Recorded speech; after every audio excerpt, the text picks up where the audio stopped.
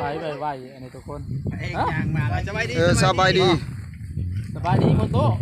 สบายดีสิไปทางไหนเด้นี่นะมาหาผู้สาวแล้วเอาแล้วนัดผู้สาวไว้แล้วสมหัวแน่นัดบัดอดใจบ่ได้แล้วอดใจบ่อยู่แล้วสิแซงอะไรสิหนาวแล้วเนาะส่วนนี้น้ำหนาวแล้วเนาะสิเข้าหนาวแล้วถึงยามหนาวเลยดิโอ้ตั้งแต่หนุกมันก็ยังมีชัดมันก็ยังมีขู่โอ้แม่นแล้วในความตู้ว้าวแล้วเจ้าโอ้สิไปหาผู้สาวทางไหนเดียวนี่ฮะอยู่แถบนี้แล้วแถวป่าอ้อยเนี่ยมีแล้วว่าเพิ่นจะมาหาแถวป่าอ้อยนะทุกคนไปแถวป่าอ้อยแล้วไปทุกคนไปเบิ่งว่าตู้มีสิไปหาผู้สาวทุกคนว่าเป็นไผทุกคนไปลุ้นนำกันทุกคนเลยผู้สาวอยู่บ่ทุกคนโอ้ยอยู่เถียงนาทุกคนกราบสบายดี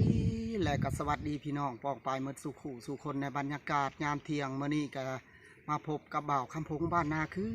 เก่าคือเดิมพี่น้องยินดีต้อนรับเข้าสู่ช่องบ่าวคำพงบ้านนาพี่น้องมื้อนี้จะพาทุกคนไปเบิ่งว่าตู้มีแล้วสิไปไซทุกคนพูดแล้วย่างไปทุกคนไปเบิ่งนำกันทุกคน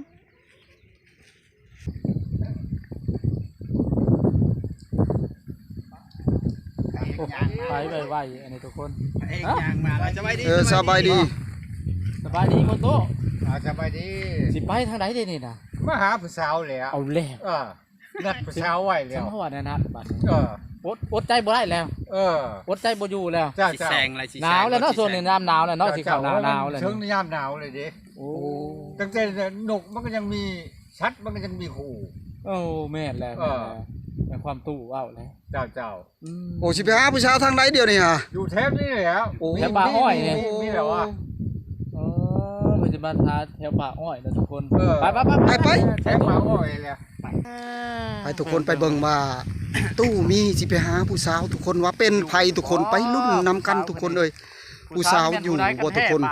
โอ้ยอยู่เถียงนาทุกคนไปเบิ่งกันทุกคนว่าไปหาไผทุกคนเลยโอ้นำไปก่อนทุกคนมาหาผู้สาวแล้วบาดนี้ครับสาวแล้วสาวกำลังปิ้งไก่เนาะโอ้ผู้สาวปิ้งไก่สบายดีปิ้งไก่บ่นี่ข่าวว่าพ่อใหญ่สิมาผู้บ่าวสิมานี่ปิ้งไก่ไว้ถ่าเลยถูกขอบใจหลายขอบใจหลายแล้วโอ้อันสิถามเด้ออันนั้นเจ้าจะให้เด้อไม่ใหญ่เด้อสิถามเด้อบ่นี่ผู้บ่าวมาหาเนี่ยนี่ตู้พายเพิ่นสิบ่ให้เจ้าบ่เพิ่นสิบ่ให้เจ้าบ่เพิ่นสิบ่เว้าให้เจ้าบ่ให้ยังเนาะขอเนาะเราคุยอยู่เนาะแม่นถือว่าจากลมไผก็ลมเนาะยันว่าเท่านี้มีสิทธิ์เลือกแม่นบ่สิเลือกเอาผู้ใดก็ได้แม่นบ่ยังโสดเนาะยันว่าเนาะยันว่าตู้พายให้นี่หมักผู้ใดก็เอาผู้นั้นเนาะได้จริงใจก็เอาคนนั้นเลยเนาะผู้ใดที่จริงใจก็เอาผู้นั้นบ่เขามาถามผู้สาวดูเพิ่นปิ้งไก่นี่ลองมาถามเพิ่นดูลองถามอยู่อยากทักทายเพิ่นนะเพิ่นจะได้ดึงได้เคยเนาะแน่บ่ได้เป็นลูกเป็นเมียก็ได้เป็นคนเคยกันปิ้งไก่ก็เป็นตัวแซ่บเนาะปิ้งไก่ก็เป็นตัวแซ่บว่ะแซ่บแล้วเนาะอยากเขาอยากเขาแล้วแห้งเลยบ่ถามเพิ่นดูแล้วบ่ได้กินข้าวอะไรมาใส่เดี๋ยวตามผู้สาวก็เคินผู้บ่าวเคินขักให้จะเลือกนี่2คนนี่ตู้พายกับตู้มีนี่ให้เจ้าเลือกเองเด้อเจ้ามีสิทธิ์เลือกว่าคนใดบ่ไม่ใช่ปิ้งไก่ถ่าผู้บ่าวเองผู้บ่าวก็มานั่งเผาฮอกมอกเยอะนี่นะใส่เสื้อไม่งั้นก็อันนี้นั่นรปภเนี่ยว่าใจสปอร์ตเนาะนี่ก็จะได้เลยนี่ญาติเด็กผู้บ่าวแล้วผู้พายมือนี่พ่อใหญ่ใส่โม่งงามมาเลยเป็นห่วงกระพายเราก็เราบ่ได้มาเราไปปลูกอ้อยบ่พ่อใหญ่พายเพิ่นบ่ได้มาหาเลยบ่ไม่ใหญ่โอ้ไม่เห็นอยู่กลางบ้านอันนี้บ่ว่ะเพื่อนเนี่ยเพื่อนกระถามบ่มาหยังมาหาสะแพงว่ะ อืม ถามเจ้าเมื่อกี้เนี่ยยังบ่ฮู้ว่าผู้สาวเลย พระเจ้าว่าผู้สาว เจ้า โดย คนบ่ฮู้กันเนาะ แม่ มันบ่เห็นแล้วปะโท ปอโถ ยอดเยี่ยมครับ โอ้ยอดเยี่ยมไปได้แล้วสุดยอดอะลี เขาสเปคอยู่ว่า โอ้มากอยู่บ่ใหญ่ เด้อ มากอยู่บ่ผู้สาวนี่มากอยู่บ่ ใจเต็มร้อยแล้วแหละขนาดนั้น โอ้ยใจเต็มร้อยจังคนเอ้ยเฮ้ยผู้สาวกลางคืนมันตั้งแต่กลางคืนควันไฟนี่ ย่านแต่ผู้สาวแหละบ่มัก แม่นเด้ว่า ย่านแต่ผู้สาวแหละบ่มักเนาะ ถือว่าตู้นี่เต็มร้อยแล้วเนาะ ตู้นี่ถือว่ามากเลยแม่นตู้นี่ โอ้ยเต็มร้อยอย่าว่า ตู้ ไปมานี่ก็หลายบ้าน ไป นี่ หมักอันนั้นไปคอแล้วเนาะ อืม ไปมานี่ก็หลายบ้านนี่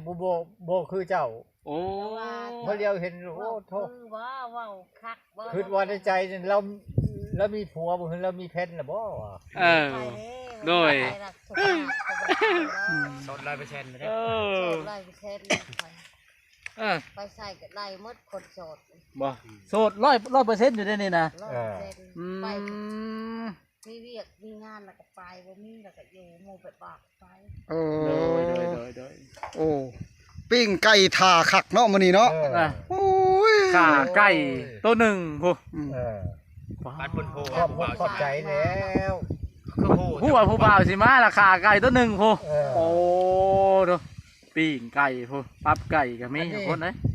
อันนี้จะเป็นคนใจเต็มร้อยเนาะทาไก่ทาโลด แม่นแหละ ถูกคนนี้เนาะ โอ้ยบอกไปให้สิเอาให้ได้บุคคลนี้นะมักแห้งๆบอก หมักแหละ โอ้ หมักแห้งเลย หมักแห้งหมักเด้ออย่า พัดแต่ว่า ผู้สาวว่าใหญ่ตัวเด้อจะตัวเด้อเราอ่ะ พัดแต่ว่าเรานั่นสิมักเฮาหรือบ่ โอ้ แต่ว่าเฮานี่สิ ร้อยแล้วมันบอก เต็มร้อย หมักแลกกันเห็นเงินเนาะกันมัก เอาแล้วผู้สาวว่าจะใครมาขอได้บาทนี่ โอ้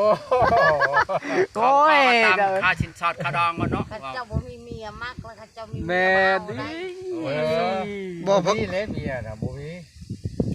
เจ้าอยู่บ้านใดเขายังบ่ฮู้ อืม เจ้าค่ะ บ่ได้ต้องน้อยบ่ โอ้มาแต่ดงน้อยพุ่นบ่เดียวนี่ฮะโอ้ย จังว่าดันมาหาน่ะ ชื่อนี่ไร พ่อใหญ่มี ชื่อเจ้าค่ะ ซื้อเจ้าอันนั้น พ่อใหญ่มี พ่อใหญ่มีพ่อใหญ่มีเพิ่นกัดอันนั้นบ่อยากได้ยินปานใดพ่อใหญ่ ใช่มี ผู้ใหญ่มีเว้าสิ เอ ซะ อพ่อใหญ่มี ชื่อก็งามน้ำกับคลองเลยเนาะ โอ้โหผู้สาวกันได้อี โอ้มันชมความเว้าโอ้มันก็ขอบมกขอบใจหลายแหละ โอ้ย บ่ตู้ ฮะ เป็นตาสิได้เนาะ จังว่า เอ โอ้ อ จังว่าได้ก็แค่นี้เนาะ ถือว่า ลูกมีเมียว่ะ ฮะ เจ้ามีลูกมี มี เมีย อยู่ลูกคันเมียน่ะบ่มี เอาเลย ลูกเขาก็อยู่น้ำลูกน้ำผัวเขา เมียจะไปใส่ ฮะ เมียจะไปใส่ เขาปะ อะไรอีกเด้ เจ้า โอ้ เขาปะเขาถิ่มก็คือว่าแล้ว อืม อย่าไปโตไปชาบ้านโน่นเด้อ นี่ผู้สาวมาโดนสิโอ้คักวันนี้แหละเนาะ เดี๋ยวจะอกหักได้จังหน่อย กันเช้าวันนู้นบ่มีอัน ปกติเขาถูกเขายากบ้าง บ่มีหมู่มีครูอันโอ้บ่ติดอกอันเรื่องถูกนั่น ยานวัตี บ่ได้ว่าอยู่ไผก็คือกันถูกคู่คน บ่มีไฮนา คันบ่เฮ็ดแล้วก็บ่ได้คือว่าแล้ว บ่มีหยังมีแต่เฮือน แม่น น้ นะ อยแล้ว ตู้ หรือว่าโอ้ยถูกจะเว้าได้เนี่ยนะ อ่า ถูกอะไรได้ข่อยได้ โยก็ถูก ถ้าบ่ เล ได้ ย เฮ็ดก็บ่ได้กินได้ ข่อยคือกันแหล้วของเจ้าบ่เห็นครอบครัวข่อย เออ บ่ทุกข์ จักว่าถูกกว่าเจ้าก็บ่จักแล้ว อื จักแล้ว ม บ่ได้เฮ็ดเฮือนเฮ็ด ถ้าได้ใจหมัก เห็นแต่มื้อนี้บ่จักเขาเจ้าว่าเพิ่ ได้ยินชื่อ บ้าไหเฮ็ด ได้ยินชื่อก็มันว่าเมาโหลดมาแล้วนะ อ่า อืม เหมารถมาเลยเป็นประตู เมาเลยแล้ว โอ้ทุนลงทุนจ้างร ใจ ถเหมารถเลย เออ ใจขนาดเลย ใจเต็มร้อยแล้ว ปรารถนาของใครเนาะชมความเว้าของใครนั่นน่ะ นั่นได้ยินแต่ชื่อเสียงเรียงนามกับพอแล้ว ได้นะบ่คือชื่อ หน้าแดงมาผู้ใหญ่หน้าแดงนะผู้ใหญ่ ผู้สาวเคินได้พ่อใหญ่เลย ฮะ ผู้สาวเคินเจ้าหน้าแดงแล้ว โอ้ยขอบใจแล้ว เพิ่นมากเจ้าเลยบ่จักตัวบอก โอ้ยถูกเรียกเขาเรียกว่าหมัก เพิ่นมากเจ้าเลยจะบ่เห็นหน้าแดงคักอะไร แล้วเทือนแล้วเพิ่นมีอันกูบ่าวเลยก็สว่างแล้วเนาะ เบิ่งดูหน้าเรามีดังอยู่ว่าผู้บ่าวหาเบิ่งดูจะว่าดังแม่ฮะ เป็นอะไรกับพ่อใหญ่พายให้เจ้าเลือกเป็นอะไร บ่โตะเป็นจังได๋ ใครหรอ บ่อันนั้นนะเจ้าบ่ย่านพ่อใหญ่พายเสี่ยวเจ้าห้ายบ่มาลมผู้อันนี้ผู้สาวแล้วได้ ทำบูชาได้ จังว่ามาเบิ่งนี่แหละจังว่าคันว่าเป็นห้าแล้วก็ขออภัยโทษห บ่ ลายๆแล้ว พายังถึงเสี่ยวนะพายังถึงเสี่ยวนะเสี่ยว แล้วชื่อคำ เป็ มัน น ไง มัน พาย แม่พักเติมเสียวนะเกี่ยวกับ แล้วแต่งเขาจักร้านแล้วชื่อคำมันจัก โพูน จักชลึงแล้ว โอ้ปอ ถือว่าเอ้ยเหี่ยวเฮานี่เปิดใจได้นี่ไหนโตคันแม่นว่าตู้พายอันเว้าใส่เจ้านี่แม่นมีเฮียนี่แล้วสิจัดการเองแล้วนะนี่นะ เพราะมันยากแล้วนะเขาสิเว้าเองนะเรา โอ้แล้วสิเว้าเอง เขาจะ อุ้ยโซ่แล้วมาเฮ็ดพ่อใหญ่แล้ว ก สิ ล้าเว้าดอก เออ ถ้าเขามักเวลาก็ตามใจคอยนะ โอ้ แสดงว่าเจ้าเป็นผู้เลือกเนาะ จะเป็นผู้เลือกเองเนาะ มา เลย ได้เช็ดได้คอย โอ้เยี่ยมเลยเอ้ยเหี่ยวเฮาเว้านี่เนาะ โอ้เราไม่ไปเว้าใจเราเว้าเขาสิเว้าเองเราอ่ะ ดีแล้ว จะตู้พายหายเจ้าไปหาเล่นผู้บ่าวใหม่ เออ เล่นก็เล่นนั่นเรา ตู้พายสิบ่ให้จ้าพ่อแม่ใหญ่ มาหายเจ้า ไม่เหี่ยวไม่ใช่เหี่ยว บ่ญาติ บ่ย่านอีก บ่ แต่ใช่ดอกเนาะ อ่าอืม เราห่วงเขาบ่ได้หรอก โอ้บ่ประตูคันผู้สาวเว้าเดี๋ยวนี้เฮากับใจเฮานี่ขึ้นร้อยแล้วแท้เนาะ โอ้เต็มร้อยเลย ผู้สาวเปิดโอกาสให้ได้นี่ได้ มันหลุดต่ำกับเรียกผิดโลด โอ้ ตับตึกๆว่าใจเต้นตึกๆว่าหัวใจเต้นตึกๆนะ เรื่องอันนั้นเนาะเพิ่นบ่ได้ย่านจังที่ตู้พายสิให้นะบ่ว่าไง เป็น บริญาตจังหน่อยเลย ผู้บ่าวจะเห็นหน้าบ่ดอก เล่นเลยนะ เออ ให้เห็นแต่ข้างหลังเนาะ โทษอลีโอลีงานนี่ตู้ เฮ็ดคือบ่มักบ่ฮักกันก็ เจ้าตัดหน้าตู้พายเดี๋ยวนี่ได้อ๋อตู้พายเห็นคลิปเดี๋ยวมันสิบ่โมโห